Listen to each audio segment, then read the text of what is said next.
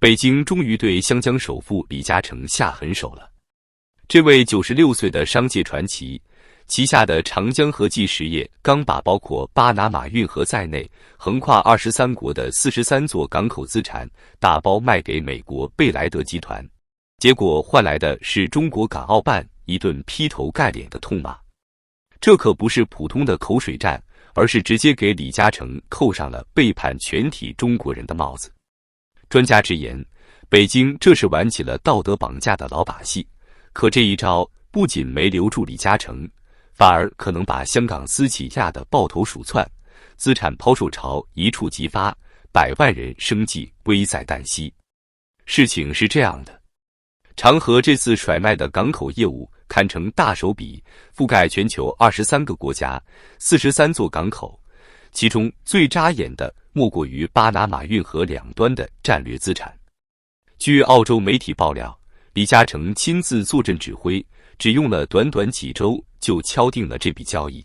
卖家是美国贝莱德集团牵头的投资团队，成交价高达190亿美元，比市场估值130亿美元足足高出60亿。消息一出，长和股价一度飙涨 21.6%， 投资者欢呼雀跃。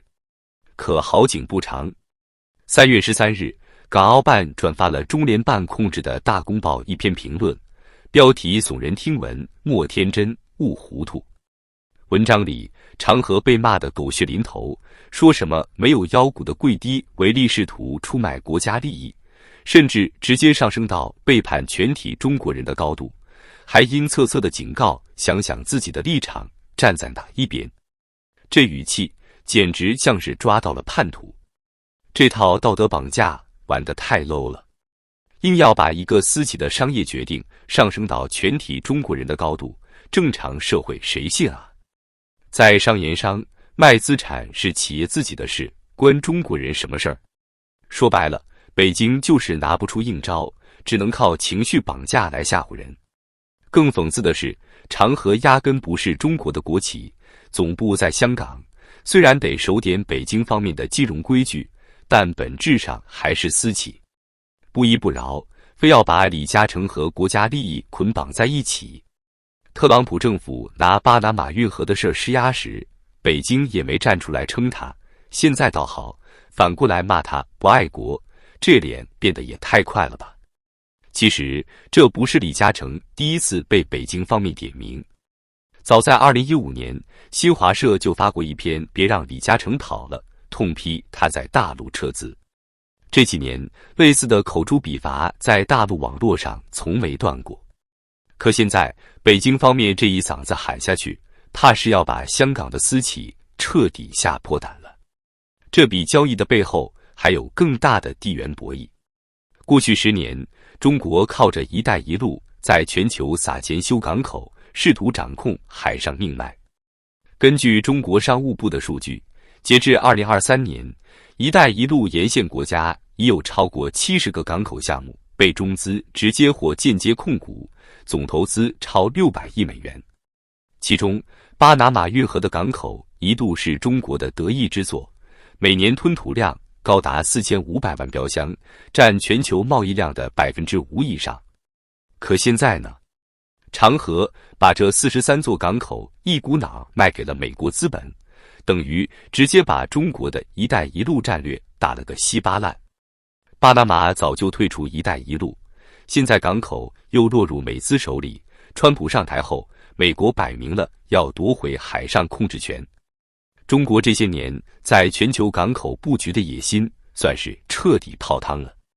更扎心的数据来了，根据世界银行统计，2023年全球港口吞吐量的 15% 都与中国资本有关，其中香港企业贡献了近1/3。可这次长和一撤，美国接盘后势必会调整这些港口的航运政策。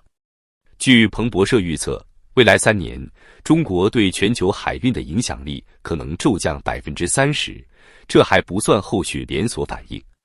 北京方面这一通怒斥，不仅没把李嘉诚骂回来，反而把香港的私企推向了悬崖边。过去几年，香港的国际形象早就被北京拖累得一塌糊涂。根据香港贸易发展局的数据，2022年以来，港企对外投资额已下降了 25%， 而外资对香港的直接投资更是暴跌 40%， 从2019年的1200亿美元跌到2023年的720亿美元。现在，北京方面对李嘉诚的这一顿爱国教育更是雪上加霜，这信号太明显了。港企一看，连李嘉诚这样的巨头都被骂成卖国贼，谁还敢留下来等死？赶紧卖资产跑路才是正道。未来2年，香港可能有超过 30% 的私企会加速转移资产，至少涉及5000亿港元的资金流出。再看看数据吧。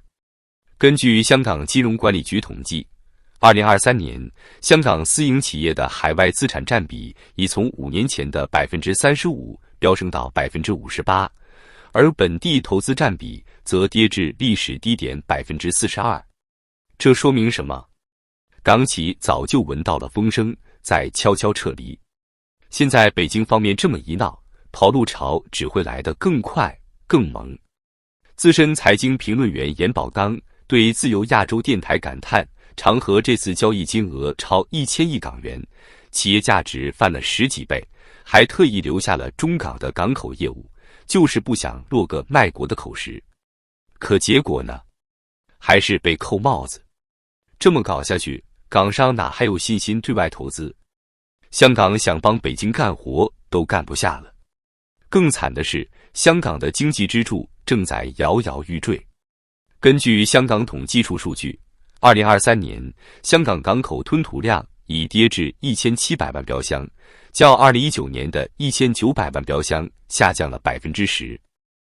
而这次长和撤出全球港口业务，等于又给香港经济捅了一刀。专家估计，未来5年，香港港口相关行业可能损失至少20万个就业岗位，占全港就业人口的 5%。长和这次卖港口本来是大赚一笔的好买卖，190亿美元的成交价比估值高出 46%， 交易一公布，股价立马暴涨 21.6%。可北京方面3月13日一发声，投资者立马慌了神。3月14日，长和股价应声下跌 6.38%， 市值蒸发超200亿港元，直接跑输恒生指数当日 2.1% 的涨幅。更要命的是，这笔交易还没彻底敲定。据悉，双方签的只是原则性协议，后面还有145天的独家磋商期。如果北京继续施压，交易真有可能黄了。那不仅是长和的损失，更是中美关系的又一次火上浇油。彭博社分析，虽然这些港口资产都在海外，北京没法直接插手，但报复手段可不少。比如对李嘉诚在大陆的其他业务下黑手。据统计，李氏家族在大陆的地产和基建投资虽已大幅缩水，但仍有约300亿港元的资产。如果北京方面真要搞杀鸡儆猴，这些资产恐怕首当其冲。这事儿的影响远不止李嘉诚一家。香港作为国际金融中心的地位已经被北京折腾得摇摇欲坠。根据国际货币基金组织数据，2023年香港的金融业占 GDP 比重从2019年的 22% 跌至 18%， 而外资银行在港资产规模缩水了 35%。这次长和事件一出，等于又给香港的国际形象泼了盆冷水。长和本来想避开中美博弈的漩涡，可还是被卷了进去。这说明香港的商人再怎么努力，也逃不出北京的阴影。香港的中间人角色算是彻底玩完了。更惨的是普通香港人。根据香港劳工处数据，2023年香港失业率已攀升至 4.5%， 创下近5年新高。如果港企大规模跑路，专家预测失业率可能在2年内突破 6%， 至少80万人面临生计危机。这还不算物流、贸易等行业的连锁反应。根据瑞士信贷的报告2023年，香港资本外流规模已达800亿港元，创下历史新高。如果这种趋势持续下去，香港的经济寒冬恐怕比谁想象的都要冷。这场闹剧表面上是北京和李嘉诚的较量，实际上却是香港的悲歌。长河跑了，其他港企呢？数据不会骗人，香港的未来只会更惨。